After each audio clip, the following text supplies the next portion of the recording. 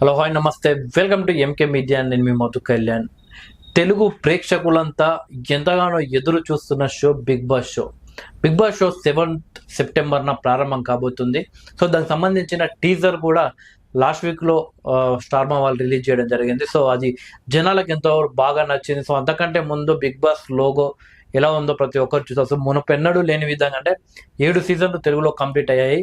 So ఆ లోగోలతో ఈ logo policy సరికొత్తగా ఉందని చెప్పవచ్చు. సో లాస్ట్ టైం నుండి బిగ్ బాస్ ఎప్పుడుండే బిగ్ బాస్ లా కాకుండా మరి కొత్తగా చేయడానికి ప్రయత్నాలు చేస్తున్నారు.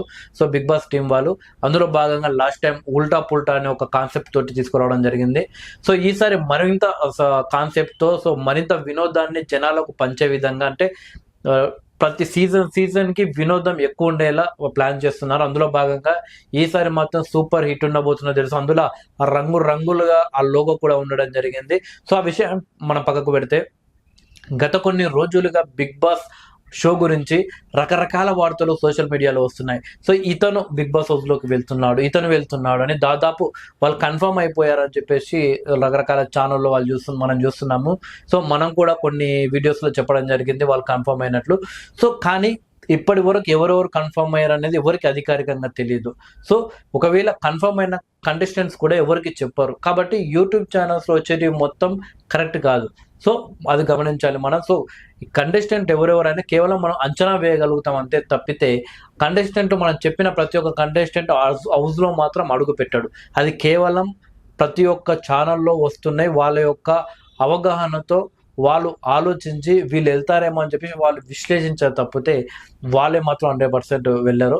ఇక మూడవ కంటెస్టెంట్ వచ్చేసి తేజస్విని గౌడ, మన అమర్దీప్ వాళ్ళ వైఫ్.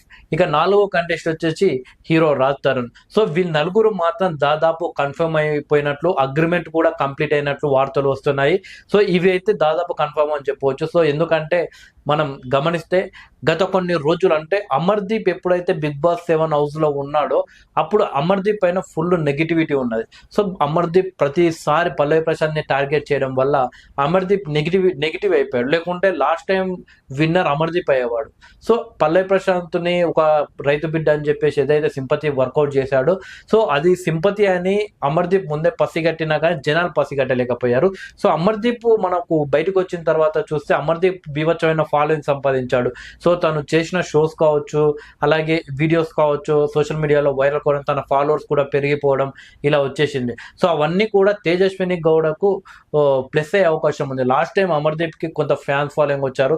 ఆ తర్వాత పల్లవి ప్రశాంత్ పైన ఉన్న నెగిటివిటీ ఏదైతే ఉందో అది పెరిగిపోయింది. లాస్ట్ టైం బిగ్ బాస్ సీజన్తో పోల్చుకుంటే ఇప్పటి వరకు 1 yearలో చాలా పెరిగిపోయిందని చెప్పొచ్చు. సో వాళ్ళు కూడా అమర్దీప్ వైఫ్ అయినటువంటి తేజస్విని గౌడకు సపోర్ట్ చేసే అవకాశం ఉంది. సో లాస్ట్ టైం ఇలాగ అమర్దీప్ కప్ మిస్ అయింది కాబట్టి ఈసారి తేజస్విని గౌడకు కప్పిద్దామని చెప్పేసి సపోర్ట్ చేసే అవకాశం ఉంటుంది. ఇక ప్రియాంక జైన్ వాళ్ళ బాయ్ ఫ్రెండ్ అయినటువంటి శివకుమార్ మరియాన్, అతను కూడా అగ్రిమెంట్ దాదాపు కన్ఫర్మ్ అయినట్టు తెలుస్తుంది. అతను కూడా లాస్ట్ టైం ఎప్పుడైతే శివ అనే అతను బిగ్ బాస్ హౌస్లో వచ్చి ప్రియాంకతోటి మాట్లాడాడో అప్పటి నుండి ఏదైతే సిరి వాళ్ళ బాయ్ ఫ్రెండ్ ఉన్నాడు కదా, సో వాళ్ళ జంట ఏదైతే హైలైట్ అయిందో అప్పుడు, సో ఈసారి ప్రియాంక జైన్ అండ్ వాళ్ళ బాయ్ ఫ్రెండ్ అటువంటి శివ హైలైట్ కావడం జరిగింది. సో అందులో భాగంగా తీసుకుంటున్నారు. తన అగ్రిమెంట్ కూడా ఇతను కంప్లీట్ అయినట్టు తెలుస్తుంది.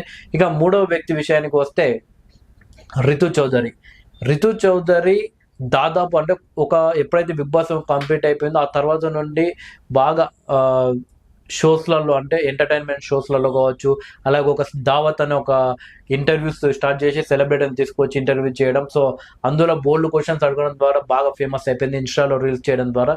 సో తను కొంచెం బోల్డ్గా ఉంటుంది, బోల్డ్గా మాట్లాడుతుంది. అలాగే ఎవరైతే సెలబ్రిటీలు వస్తారో వాళ్ళతో ఫన్ చేస్తుంది, వాళ్ళతో మంచి బాండింగ్ అనేది అప్పటిదప్పుడే ఏర్పాటు చేసుకుంటుంది. కాబట్టి తనుంటే బాగుంటుందని చెప్పేసి తనను కూడా దాదాపు తీసుకోవడం జరిగింది. తనది కూడా అగ్రిమెంట్ దాదాపు కన్ఫర్మ్ అయినట్టే తెలుస్తుంది.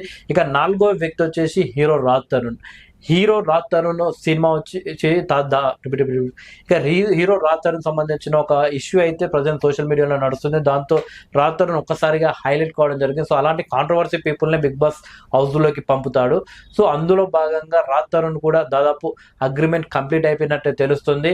సో ఎప్పుడైనా సరే కానీ మనం రాజ్ తరుణ్ సినిమాలు చూస్తే బిగ్ బాస్ హౌస్ ఎప్పుడైతే స్టార్ట్ అవుతుందో బిగ్ బాస్ షో, ఆ షోలో రాజ్ తరుణ్ వచ్చి తన సినిమాకి సంబంధించిన ట్రైలర్ని అక్కడ రిలీజ్ చేపించి ఆ తర్వాత తన సినిమా రిలీజ్ చేసుకునేవాడు. బట్ ఈసారి మాత్రం రాజ్ తరుణ్ ముందుగానే తన సినిమాను విడుదల చేశారు. సో బిగ్ బాస్ హౌస్ లో వెళ్ళడానికి కోసమే ఆయన ముందుగానే సినిమా రిలీజ్ చేసుకున్నట్టు తెలుస్తుంది. అగ్రిమెంట్ కూడా కంప్లీట్ అయిపోయినట్టు తెలుస్తుంది. చూడాలి. మొత్తం మీద రాజ్ తరుణ్, రితు చౌదరి, అలాగే అమర్దీప్ వైఫ్ అయినటువంటి తేజస్విని గౌడ, నాలుగో వ్యక్తి శివకుమార్ మరియాన్, వీరి నలుగురు కూడా ఆ బిగ్ బాస్ హౌస్ లో దాదాపు వెళ్తున్నారు, కన్ఫర్మ్ అయినా తెలుస్తుంది. ఇంకా మిగిలిన కంటెస్టెంట్ల గురించి రకరకాల వార్తలు వస్తున్నాయి. మొత్తం మాత్రం ఫాల్స్, అంటే ఫాల్స్ అని మనం చెప్పలేము. వాళ్ళు వెళ్తారో తెలియదు, కేవలం వాళ్ళు విశ్లేషిస్తున్నారు. హీరో తరుణ్ వెళ్తున్నారని ఒకరు అంటారు, ఇంకొకరు ఎవరు అబ్బాస్ వెళ్తున్నారని ఒకరు అంటున్నారు. సో రకరకాల వార్తలు అయితే వస్తున్నాయి, కానీ అవన్నీ నిజం కాదు, కేవలం విశ్లేషణ మాత్రమే. ఇక ఎక్కువగా కుమారి అంటే పేరు, బర్రెలక్క పేరు అయితే వినిపిస్తుంది. సో వీళ్ళిద్దరూ బిగ్ బాస్ హౌస్ లోకి 50-50 ఛాన్సెస్ ఉన్నాయి, వెళ్తారో వెళ్ళరో అని. సో వాళ్ళని తీసుకోవాలా వద్దా అని చెప్పేసి బిగ్ బాస్ యాజమాన్యం ఆలోచిస్తున్నట్టు తెలుసు. వాళ్ళతో మాత్రం ఎలాంటి అగ్రిమెంట్ మాత్రం కంప్లీట్ అవ్వలేదు. వాళ్ళని తీసుకోవాలా వద్దా అని అక్కడనే బిగ్ బాస్ ఆలోచిస్తున్నట్టు తెలుస్తుంది. ఎందుకంటే కుమారి అంటే వెళ్తే అక్కడ ఎంటర్టైన్మెంట్ ఏమి ఇవ్వగలరు, అలాగే ఆమె గేమ్స్ ఏ విధంగా ఆడగలరు, సో వాళ్ళ బాండింగ్ ఎలా ఏర్పాటు చేయగలరు. సో లాస్ట్ టైం గంగా వెళ్ళి ఏం ఆడలేక అలాగే ఉండిపోవడం జరిగింది. సో కొన్ని వారాల్లోనే హెల్త్ సహకరించాక బయటకు రావడం జరిగింది. సో అలా మధ్యలో రావడం వల్ల ఏమవుతుందంటే బిగ్ బాస్ ఏదైతే ప్రోగ్రామ్ ఉందో దానికి ఎఫెక్ట్ అయ్యే అవకాశం ఉంటుంది. అలాగే కుమారి అంటే కూడా ఆమె బిజినెస్ వదులుకొని పోతుందా అనేది డౌటే. సో కుమారి అంటే చెప్పలేము, ఎందుకంటే అక్కడ వెళ్ళి వంటలు చేసుకుని ఉంటే అవ్వదు కదా, ఆడాలి, గేమ్స్ ఆడాలి, టాస్కులు, అలాగే కొన్నిసార్లు అరవాల్సి వస్తుంది, కొన్నిసార్లు బాధపడాల్సి వస్తుంది, కొన్నిసార్లు నవ్వాల్సి వస్తుంది. ఇవన్నీ అన్ని షేడ్లు ఉండాలి కాబట్టి సో కుమారి అంటే మాత్రం డౌటే అని చెప్పవచ్చు. ఇక బర్రెలక విషయానికి వస్తే బర్రెలక దాదాపు కన్ఫర్మ్ అనే వార్తలు వస్తున్నా కానీ ఎలాంటి అగ్రిమెంట్ మాత్రం కంప్లీట్ అవ్వలేదు. సో ఆమెని తీసుకోవాలా వద్దా అని ఆలోచిస్తున్నారు.